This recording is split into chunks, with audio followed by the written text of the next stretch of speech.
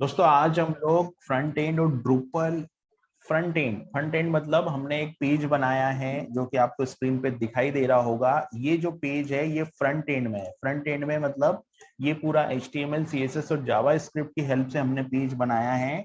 और ये प्रोजेक्ट कुछ ऐसा है कि इसमें जब भी आप क्लिक करोगे, है ना, इस बटन पे आप क्लिक करोगे तो बटन के क्लिक करने पे जो डेटा लोड हो रहा है ना वो बैकएंड से आ रहा है। मतलब हम लोग इसको एक फुल स्टैक प्रोजेक्ट बोल सकते हैं कि इसमें हमने जो डेटा को फेच किया है वो बैकएंड से फेच किया है। तो जैसे ये प्रोजेक्ट का डेमो है, हम ये पूरा प्रोजेक्ट अभी क्रिएट करेंगे, लेकिन उसके पहले मैं प्रोजेक्ट का डेमो दिखाना चाहता हूँ कि किस तरीके से काम हो रहा है। तो जैसे ही कोई अगर इस कंट्री पे क्लिक लोड कंट्री के बटन पे क्लिक करेगा तो ड्रॉप डाउन में कंट्री जो है वो फिल हो जाएगी। राइट, अभी जैसे मैंने यहाँ पे क्लिक किया लोड कंट्री पे तो आप देख रहे हो ये कंट्री फिल हो गई है इंडिया, और ये जो दो कंट्री के नेम आ रहे हैं ये बैकएंड से आ रहे हैं। तो इसके लिए हम लोग को बैकएंड के लेवल पे भी कुछ कॉन्फ़िगरेशन करनी पड़ेगी और फ्रंट एंड लेवल पे भी हमको कुछ कॉन्फ़िगरेशन करनी पड़ेगी।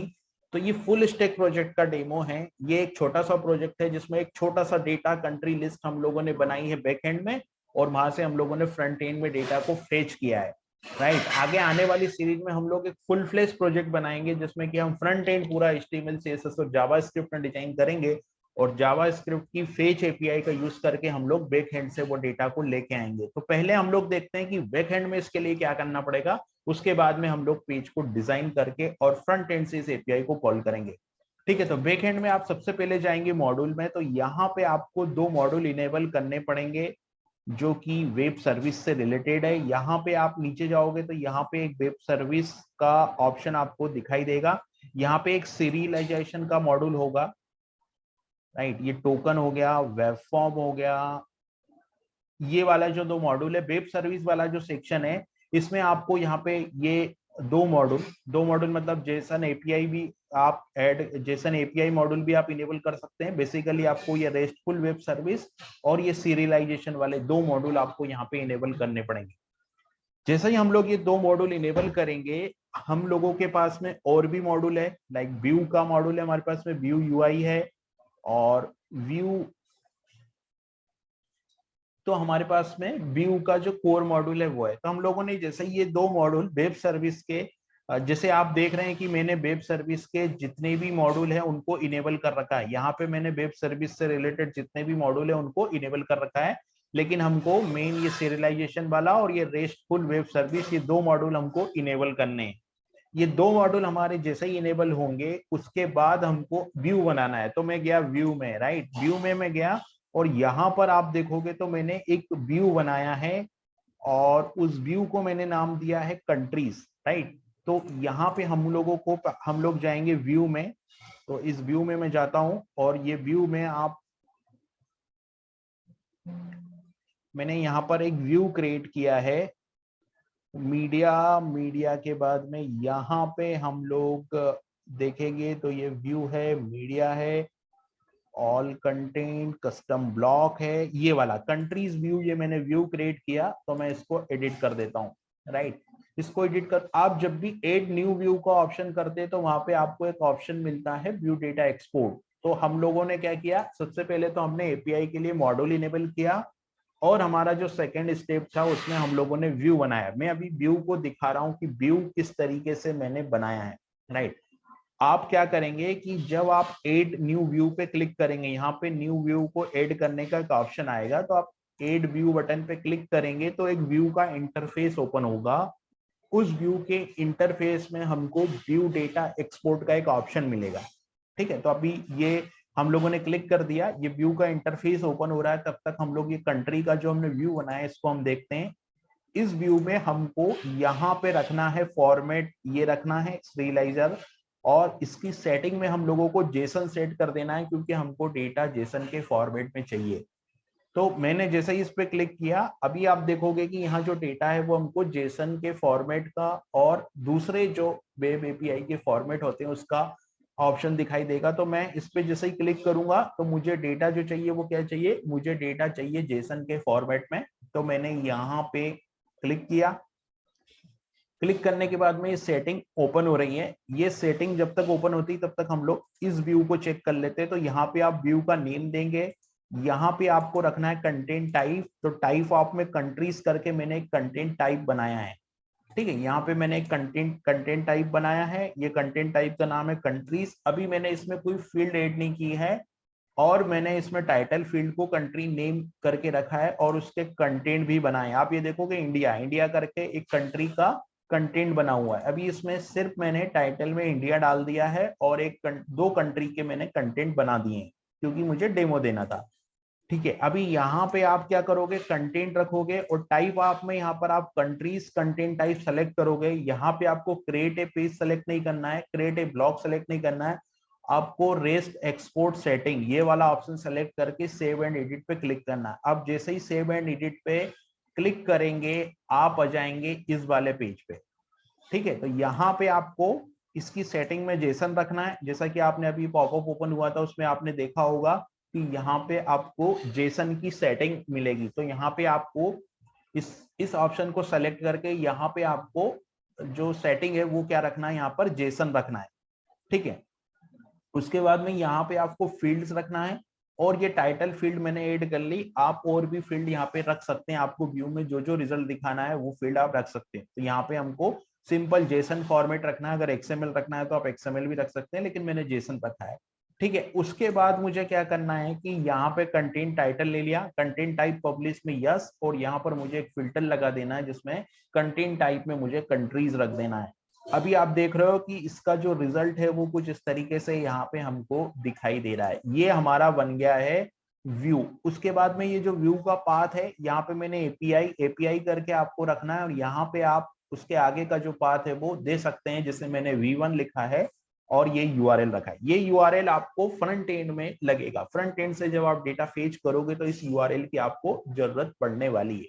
फिलहाल जब हम फ्रंट एंड डिजाइन करेंगे तब इसके बारे में सोचेंगे। अभी हम लोगों को यहाँ पे परमिशन ये सेट कर देना है, और यहाँ पे ये पाथ सेट कर देना है। तो इससे क्या होगा कि हमारे पास एक ऐसा व्यू बन जाएगा जो कि जेसन के फॉर्मेट में हमको डेटा को एक्सपोर्ट करके दे देगा। ठीक है, ये तो था बैकएंड का। इसके साथ हमको एक कंटेंट टाइप बनाना है और कुछ कंटेंट बनाने हैं, जैसे कि मैंने ये दो कंटेंट यहाँ पे बना के रखे हैं, और ये हमारा कंटेंट टाइप बन गया है। अभी इस कंटेंट को मैं एडिट करके दिखाऊंगा, तो मैंने कुछ नहीं किया है, सिर्फ मैंने एक नेम करके फील्ड रखी है और कंटेंट को पब्लिश किया है, क्योंकि हमने व्यू कंटेंट पब्लिश का फिल्टर व्यू में यूज किया है उसके लिए। ठीक है, तो ये इतना काम हमारा बैक एंड पे हमको इतना काम करना था, जो कि हमारा कंप्लीट हुआ। अब हमको फ्रंट एंड पे चलना है। तो हम लोग क्या करते हैं कि फ्रंट एंड पे पहले HTML डिजाइन करते हैं, उसके बाद में हम लोग HTML डिजाइन करने के बाद में हम लोग बाकी दूसरा जो काम है कि फ्रंट एंड से बैक एंड को कॉल करना, वो करेंगे। तो हम लोग मैंने ओपन किया विजुअल स्टूडियो कोड, और इस विजुअल स्टूडियो कोड में यहाँ पे मेरे पास आप देख रहे हो एक इमेज है। तो मैं इस इमेज में क्या करता हूँ, मुझे एक फोल्डर, जो लाइव सर्वर रन करने के लिए एक फोल्डर की जरूरत होती है। ये बैकग्राउंड इमेज है जो मैं यूज कर रहा हूँ यहाँ पे, और ये जावास्क्रिप्ट कोड है, ये HTML है। तो मैं क्या करता हूँ, पहले मैं एक फोल्डर ओपन कर लेता हूँ जो कि मैंने ऑलरेडी बना रखा है लाइव डेमो के लिए फोल्डर। तो मैंने लाइव डेमो का फोल्डर ओपन कर लिया। इस वाले फोल्डर में, लाइव डेमो वाले फोल्डर में मुझे, लाइव डेमो वाले फोल्डर में मेरे को अभी अभी कुछ नहीं है। तो मेरे को क्या करना है, एक फाइल ओपन करनी है। तो मैं यहाँ पे एक फाइल बना लेता हूँ जिसको मैं नाम दे देता हूँ index.html। तो मैंने index.html फाइल बना ली। उसके बाद में मुझे जावास्क्रिप्ट के लिए मैंने app.js फाइल बना ली, और उसके बाद में मैंने एक फोल्डर बना लिया जो कि हो गया इमेजेस का। ठीक है, पहले मैं बैकग्राउंड इमेज को कॉपी कर लेता हूँ, और एक फाइल और बना लेता हूँ मैं, जिसमें मैं स्टाइल शीट के लिए, तो ये style.css मैंने एक फाइल बना ली। इतना काम मैंने कर लिया। अभी मैं क्या करता हूँ, बैकग्राउंड इमेज को कॉपी कर लेता हूँ। तो बैकग्राउंड इमेज कॉपी करने के लिए मुझे जाना होगा यहाँ पे डॉक्यूमेंट्स के अंदर, मैंने डेमो के अंदर इमेजेस के अंदर मेरे को ये मैंने कॉपी कर ली बैकग्राउंड इमेज को। यहाँ पे मैंने कॉपी किया, डॉक्यूमेंट में गए, और यहाँ पे लाइव डेमो में गए, इमेजेस के अंदर गए, और यहाँ पे मैंने इसको पेस्ट कर लिया। ठीक है, सेम ऐसे ही मेरे को क्या करना है कि मेरे को इसी तरीके से मैं स्टाइल शीट को भी कॉपी कर लेता हूँ, क्योंकि मैं स्टाइल शीट में एफर्ट लगाना नहीं चाहता। तो मैंने स्टाइल शीट को भी कॉपी कर लिया, और ये जो style.css थी मैंने कॉपी करके रखा है स्टाइल शीट को, और यहाँ पे इसको पेस्ट कर दिया। ठीक है, अब हम लोग चलते हैं index.html पे, और index.html का जो कोड है वो हमको अभी लिखना है। तो इंडेक्स डॉट एचटीएमएल के कोड में मैं क्या करता हूँ, इंडेक्स डॉट एचटीएमएल के कोड में मैं सबसे पहले तो इसको रन करता हूँ, है ना। सबसे पहले मैं इंडेक्स डॉट एचटीएमएल के कोड में जो बेसिक एचटीएमएल होता है, बेसिक एचटीएमएल क्या होता है, यहाँ पर हम लोग लिखेंगे HTML5, तो HTML का जो बेसिक स्ट्रक्चर है वो यहाँ पे आ जाएगा। इसके बाद हमको एक स्क्रिप्ट और स्टाइल शीट दोनों को ऐड करना है, तो सबसे पहले मैं स्क्रिप्ट को ऐड कर लेता हूँ और यहाँ पे मैं लिख देता हूँ Drupal full stack page demo, ये मैंने लिख दिया Drupal full stack page demo. Title में ये हो गया, टाइटल के नीचे मतलब हेड सेक्शन में मेरे को जो टाइटल है उसके नीचे मेरे को लिखना है यहाँ पे स्क्रिप्ट, तो मैं स्क्रिप्ट लिखता हूँ। स्क्रिप्ट में मुझे क्या करना है, src, तो मैं यहाँ src में लिख के मुझे app.js को क्या करना है, app.js को मुझे ऐड करना है, तो मैं app.js को मैंने ऐड कर दिया। app.js को ऐड करने के बाद में दूसरा मुझे क्या करना है, मुझे स्टाइल शीट को भी ऐड करना है, तो मैं यहाँ पे स्टाइल शीट को भी ऐड कर देता हूँ। तो मैंने यहाँ स्टाइल शीट में href में जाके मैंने style.css, ठीक है। अभी मैं प्रोजेक्ट को रन करके देखता हूँ कि स्टाइल शीट आ रही है या नहीं, या डेमो आ रहा है या नहीं। तो मैंने क्या किया, यहाँ से लाइव सर्वर को रन किया, तो अभी कुछ इस तरीके से ये पेज जो है वो आ रहा है, क्योंकि HTML है नहीं इसलिए HTML आ नहीं रहा है, बाकी सारा कोड यहाँ पे आ रहा है, राइट। यहाँ पे कुछ एरर दिखा रहा है स्टाइल शीट में, तो स्टाइल शीट में क्या एरर है हम लोग देख लेते हैं। स्टाइल शीट में मैंने यहाँ पे स्टाइल शीट में मुझे टाइप डिफाइन कर देना होगा, तो मैं यहाँ पे टाइप डिफाइन कर देता हूँ। टाइप में जाके मैं लिख देता हूँ टेक्स्ट और CSS, तो मैंने टेक्स्ट और CSS टाइप में लिख दिया, ठीक है। ये हो गया मेरा। अब मुझे लिखना है HTML का कंटेंट, तो HTML का जो कंटेंट होगा वो कुछ इस तरीके का होगा। HTML जो है वो हमारा जो लाइव डेमो था उसमें हमको एक बैकग्राउंड इमेज लगानी थी, तो फिलहाल हम लोग एक कंटेनर बनाते हैं। सबसे पहले हमको एक कंटेनर बनाना होगा, तो मैं लिखता हूँ div, और div के बाद में मैं यहाँ पे लिख देता हूँ कंटेनर, तो मैं div और div के साथ एक कंटेनर बना देता हूँ, ठीक है। ये मैंने div और एक कंटेनर बना दिया, है ना। इस कंटेनर के अंदर मेरे को h1 बनाना था, तो मैंने h1 बनाया, और h1 बनाने में मैंने यहाँ पे लिखा है कि द ड्रूपल डेमो प्रोजेक्ट, ठीक है, ये मैंने लिख दिया। उसके बाद में मुझे एक इनपुट बॉक्स बनाना है, क्योंकि ड्रॉप डाउन मुझे चाहिए, एक इनपुट बॉक्स बनाना है और बटन बनाना है, जिस बटन के क्लिक करने पे जो रिजल्ट है वो लोड होगा। तो मुझे एक सेलेक्ट बॉक्स चाहिए, और एक सेलेक्ट बॉक्स के साथ साथ मुझे एक बटन चाहिए, ठीक है। तो मैं क्या करता हूँ, मैं यहाँ पे जाके कंटेनर के अंदर जाता हूँ, और यहाँ पे h1 में मैं इनपुट ले लेता हूँ। तो मैंने क्या किया, एक इनपुट बॉक्स लिया, इनपुट बॉक्स के टाइप में मैं लिख देता हूँ बटन, तो मुझे इनपुट बॉक्स के टाइप में मैं यहाँ पे लिख देता हूँ बटन, यहाँ पे मैंने बटन लिख दिया। यहाँ पे मैं क्लास ऐड कर देता हूँ ताकि मेरी CSS आ जाए, तो क्लास में मैंने ऐड कर दिया हीरो BTN, क्योंकि यही CSS में मैंने यूज की है क्लास, इसलिए ये हो गया। फिर मैं यहाँ पे वैल्यू यूज करता हूँ, वैल्यू में लिख देता हूँ यहाँ पे मैं लोड कंट्रीज, ठीक है, ये हो गया वैल्यू। और उसके बाद में ऑन क्लिक एक फंक्शन मुझे चाहिएगा, ऑन क्लिक, क्योंकि ऑन क्लिक वाले फंक्शन से क्या होगा कि ये बटन के क्लिक होने पे क्लिक इवेंट मेरे को यहाँ लगाना है, तो मैं ऑन क्लिक पे एक फंक्शन ले लेता हूँ लोड। ये फंक्शन यहाँ पे जावा स्क्रिप्ट का यूज करके डेटा को जो है वो लेके आएगा। फिर यहाँ पे मैं लिख देता हूँ br, तो ये मैंने एक br ले दिया। अब br लेने के बाद में मुझे क्या करना है, मुझे एक सिलेक्शन चाहिए, मतलब एक सेलेक्ट बॉक्स चाहिए जिसमें कि डेटा लोड होगा, तो मैं ले लेता हूँ एक सेलेक्ट इवेंट, तो मैंने यहाँ पे एक सेलेक्ट इवेंट ले लिया। अभी सेलेक्ट की आईडी और नेम, तो सेलेक्ट की आईडी में मैं लिख देता हूं कंट्रीज, COUNTRIS, कंट्रीज, ये हो गया आईडी। और जो नेम होगा, आईडी कंट्रीज ले लेता हूं, और नेम में भी मैं कंट्री लिख देता हूं, ठीक है। और यहाँ पे आईडी ले ली मैंने, नेम ले लिया। अब यहाँ पे एक ऑन चेंज इवेंट कॉल करना पड़ेगा, ऑन चेंज इवेंट इसलिए होता है ताकि हम लोग उस पर क्लिक करेंगे तो वो कंट्री से रिलेटेड डेटा दिखाएगा। फिलहाल अभी हम लोग ऑन चेंज वाली फंक्शनैलिटी बाद में करेंगे, पहले हम लोग कंट्री को लोड करवा रहे हैं। तो लेकिन मैं यहाँ पे फंक्शन का नाम जो है वो लिख के रख देता हूँ। तो मैं यहाँ पे ऑन चेंज इवेंट को कॉल कर लेता हूँ, CHANG ऑन चेंज। और ऑन चेंज इवेंट पे मैं शो डिटेल्स करके एक फंक्शन बना लेता हूँ, शो डिटेल्स एक फंक्शन बना लेता हूँ जो कि ऑन चेंज इवेंट पे कॉल होगा। तो अभी ये HTML जो है मेरा डिजाइन हो गया। अभी मैं लाइव प्रोजेक्ट पे जाता हूँ तो ये कुछ इस तरीके से दिखाई दे रहा है, लेकिन आप देख रहे हैं यहाँ पे CSS नहीं लग रही है। CSS क्यों नहीं लग रही है वो हमको देखना होगा। फिलहाल तो CSS जो है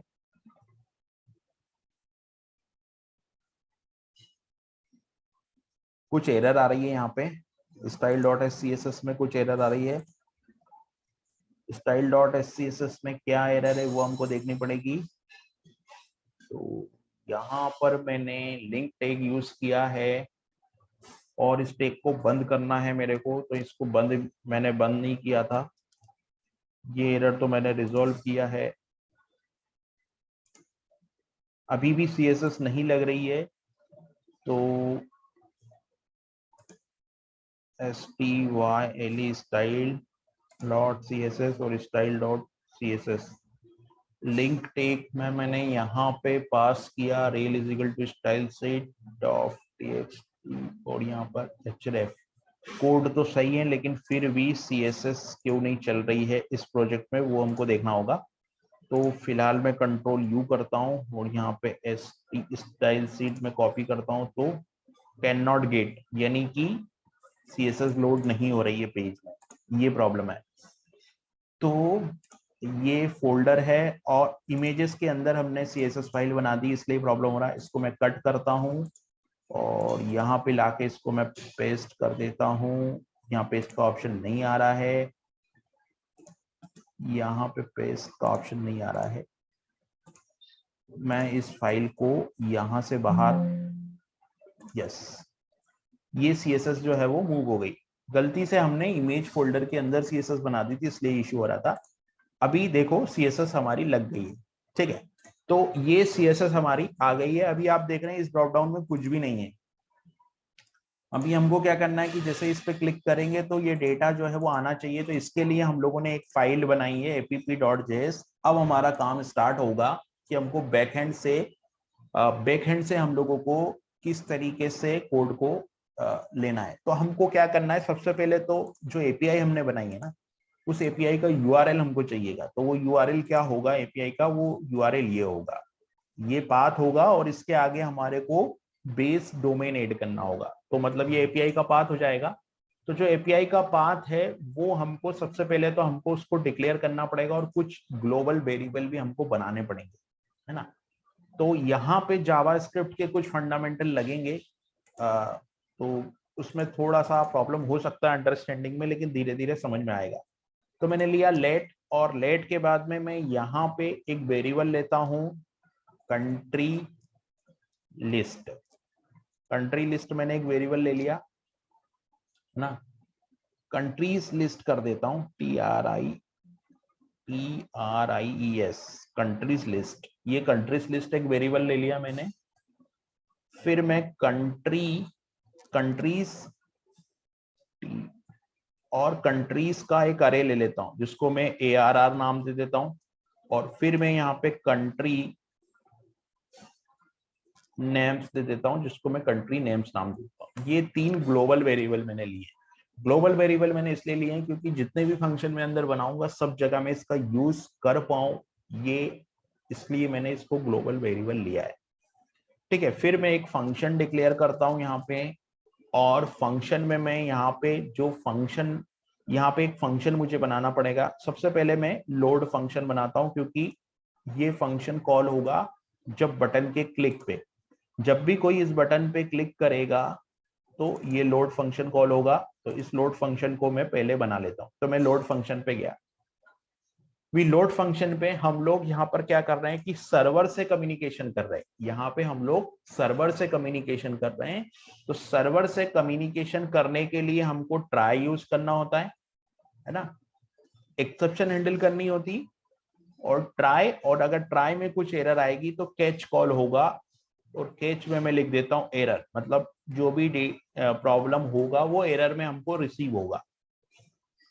ठीक है, अभी ट्राई के अंदर मुझे क्या करना है, ट्राई के अंदर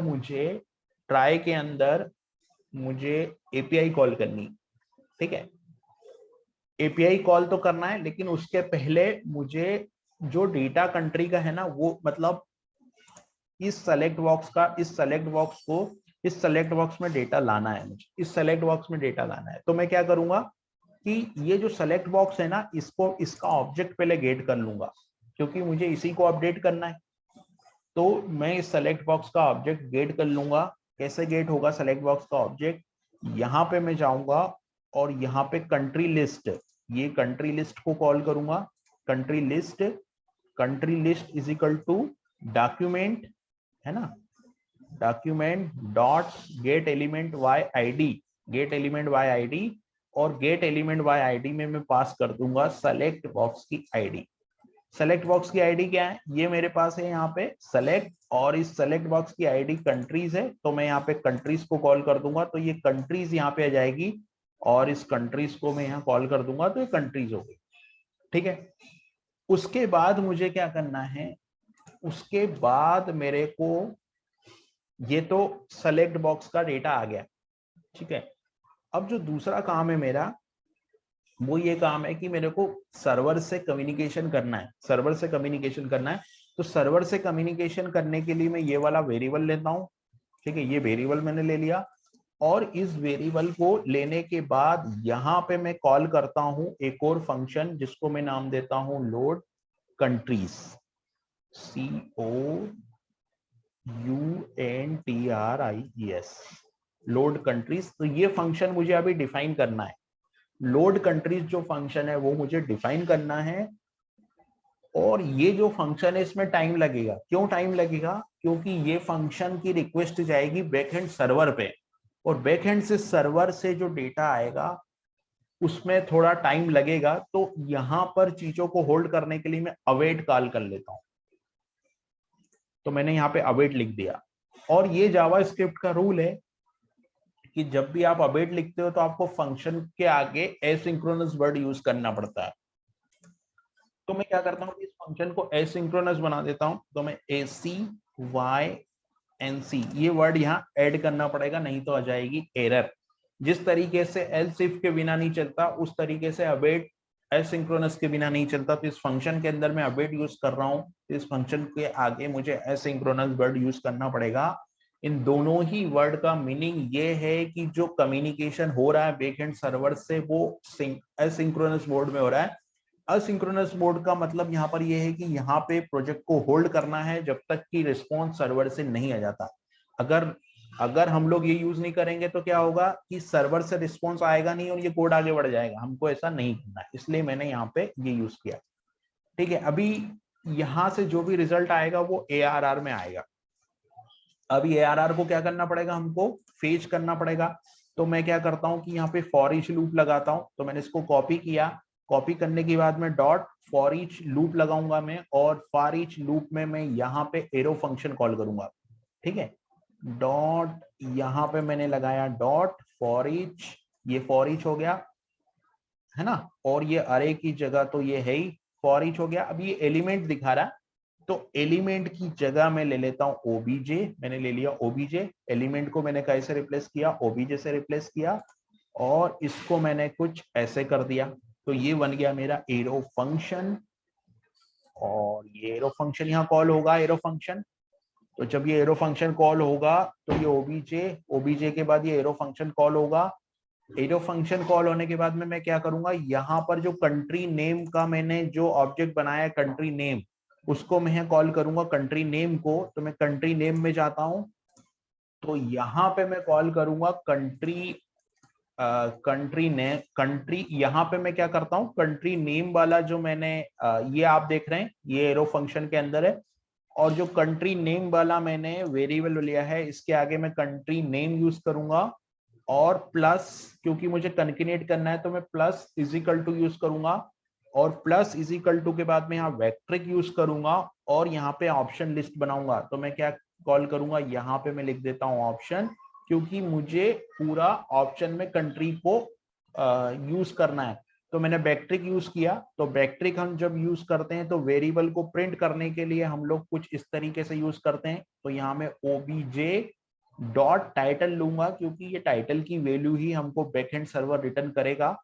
और यहाँ पर जो है मैं ऑप्शन को कर देता हूँ बंद। तो मैंने यहाँ पे ऑप्शन को कर दिया बंद, ये ऑप्शन हो गया बंद और ये सेमीकोलन बंद। तो ये कंट्री नेम की जो वैल्यू है वो फील हो जाएगी। और ये वाला जो स्पेस है ये मैं इसको प्रॉपर कर देता हूँ। ये इससे क्या होगा कि कंट्री नेम के अंदर हमको सारी वैल्यू मिल जाएगी। अभी अगर कोई एरर आती है तो कोड जो है वो एरर रिटर्न करेगा। तो एरर रिटर्न करेगा तो केच वाला कोड चलेगा।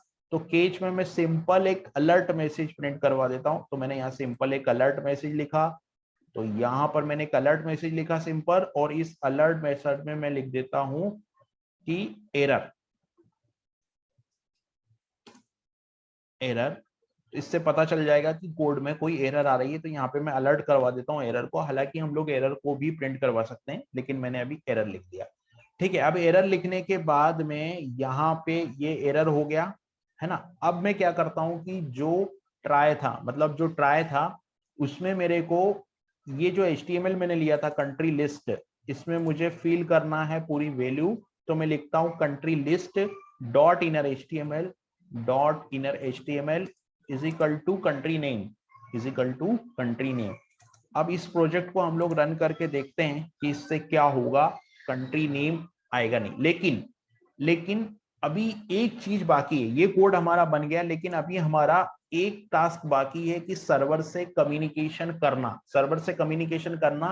यानी कि लोड कंट्री वाला फंक्शन का कोड अभी लिखना हमको बाकी है। तो हम क्या करेंगे, लोड कंट्री वाले फंक्शन को, लोड कंट्री वाला जो कोड है उसको हम लोग लिखते हैं। लेकिन जो लोड कंट्री वाला कोड है वो भी एसिंक्रोनस मोड में ही लिखाएगा। तो मैं एसिंक्रोनस लगा देता हूँ, यहाँ पे फंक्शन लगा देता हूँ, ये लोड कंट्री लगा देता हूँ, यहाँ पे ये बंद कर देता हूँ इसको। ठीक है, तो यहाँ पे मैंने क्या किया, यहाँ में गया और यहाँ पे मैंने लिखा लेट, और लेट में मैं एक वेरिएबल ले लेता हूँ एंड पॉइंट। तो मैंने क्या किया, लेट में जाके यहाँ पर एंड पॉइंट एक वेरिएबल ले लिया। एंड पॉइंट वाले वेरिएबल में यहाँ पे मैं जाके इसको पेस्ट कर देता हूँ कोड को। ये यूआरएल है, ठीक है, ये प्रोजेक्ट का यूआरएल है, जो बैकहेड से जो एपीआई कॉल हो रही है उसका ये यूआरएल है।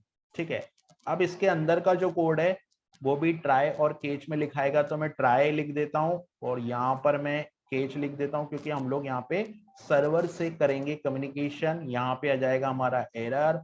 अगर कोई एरर आती है तो हमको एरर यहाँ पे मिल जाएगी। अब इस ट्राई के अंदर क्या करना है कि जो रिस्पॉन्स है वो आएगा, है ना। तो यहाँ पर हम लोग फेच एपीआई जो जावास्क्रिप्ट का फंक्शन है वो कॉल करेंगे। तो लेट रिस्पॉन्स एक वेरिएबल ले लेता हूं, और लेट रिस्पॉन्स में मैं फेच एपीआई कॉल करूंगा। लेकिन उसके पहले मुझे अवेट लगाना पड़ेगा, क्योंकि सर्वर से कम्युनिकेशन करने में टाइम लगेगा। तो मैं फेच लगा देता हूं, और फेच के बाद ये एंड पॉइंट को पास कर देता हूं यहाँ पे। ठीक है, तो ये जो एंड पॉइंट वाला वेरिएबल है, मतलब ये जो एंड पॉइंट वेरिएबल है, ये यहाँ पे सर्वर पे पास हो गया, मतलब फेच एपीआई पे पास हो गया। अब अगर इफ कंडीशन चेक करूंगा मैं, इफ रिस्पॉन्स, मतलब ये जो रिस्पॉन्स डॉट स्टेटस, इसका जो स्टेटस है वो इक्वल टू 200 है, इसका मतलब ये है कि हमारा जो रिजल्ट है वो सक्सेसफुली रन हुआ है, मतलब हमारा रिजल्ट आ गया है। अगर 200 रिजल्ट आता है तो मैं क्या करता हूँ, रिटर्न कर देता हूँ। तो मैं रिटर्न कर दूंगा अवेट रिटर्न, अवेट और रिस्पॉन्स डॉट जेसन, मतलब रिस्पॉन्स के जो जेसन वैल्यू है उसको मैं यहाँ से रिटर्न कर दूंगा, रिस्पॉन्स डॉट जेसन। ठीक है, ये रिटर्न कर दूंगा। और अगर ऐसा नहीं होता है, तो हम लोग एल्स में जाएंगे, और एल्स वाला जो कोड है उसमें हम लोग एक एक्सेप्शन थ्रो करेंगे। तो यहाँ पे आएगा थ्रो न्यू और जो है वो एरर, थ्रो न्यू एरर। और इस एरर में मैं यहाँ पे लिख देता हूँ कि जो भी एरर आ रही है, मतलब यहाँ पे मैं लिख देता हूँ कि जो एरर है उसको मैं बैकटिक यूज करके लिखूंगा, तो मैं लिख देता हूं एन एरर ऑक्योर्ड, और यहां लिख देता हूं डॉलर, और किस में लिख देता हूं, स्टेटस में, क्योंकि रिस्पॉन्स स्टेटस कोड आएगा। वेक्ट्रिक के अंदर कैसे यूज करते हैं हम लोग वेरिएबल, इसके साथ हम लोग करेंगे रिस्पॉन्स डॉट स्टेटस, मतलब स्टेटस कोड आ जाएगा यहाँ पे जो भी एरर होगी उसका, और यहाँ पे मैं बंद कर देता हूँ। तो ये हुआ हमारा सर्वर के साथ कम्युनिकेशन। अब जो केच वाला पार्ट है ना, केच वाले पार्ट में क्या लिखना पड़ेगा, ये तो ट्राई का हो गया कि यहाँ पे सर्वर पे एरर आएगा तो एक्सेप्शन आ जाएगी, और अगर मान लो यहाँ पे भी ट्राई में कुछ ऊपर वाले ट्राई वाले कोड में कुछ एरर आएगा तो यहाँ पर एक्सेप्शन को भी क्या करना पड़ेगा, थ्रो। तो यहाँ पे केच में सिंपली मुझे लिखना होगा थ्रो एरर, क्योंकि ये एरर है, ये एरर का ऑब्जेक्ट बना हुआ है, तो यहाँ पे थ्रो एरर। इतना कोड मेरे को करना पड़ेगा। अभी इस कोड को मैं करके देखता हूँ रन, एक बार मैं चेक कर लेता हूँ सारी चीजें। ठीक है, जो HTML था वो हम लोगों ने बना लिया था। HTML बनाने के बाद में हम लोगों ने क्या किया था, ये HTML मैंने बना लिया था। HTML में मैंने सेलेक्ट बॉक्स बनाया था, और इस सेलेक्ट बॉक्स की आईडी मैंने कंट्रीज ली थी। ठीक है, तो इस कंट्रीज, सबसे पहले तो मैंने इस कंट्रीज का ऑब्जेक्ट लिया। तो कंट्रीज का ऑब्जेक्ट मैंने लिया कंट्री लिस्ट में, document dot get element by ID, इससे मैंने कंट्री लिस्ट ले ली, मतलब सॉरी कंट्री लिस्ट वाला जो सेलेक्ट बॉक्स था उसका ऑब्जेक्ट मैंने यहाँ पे रिसीव कर लिया।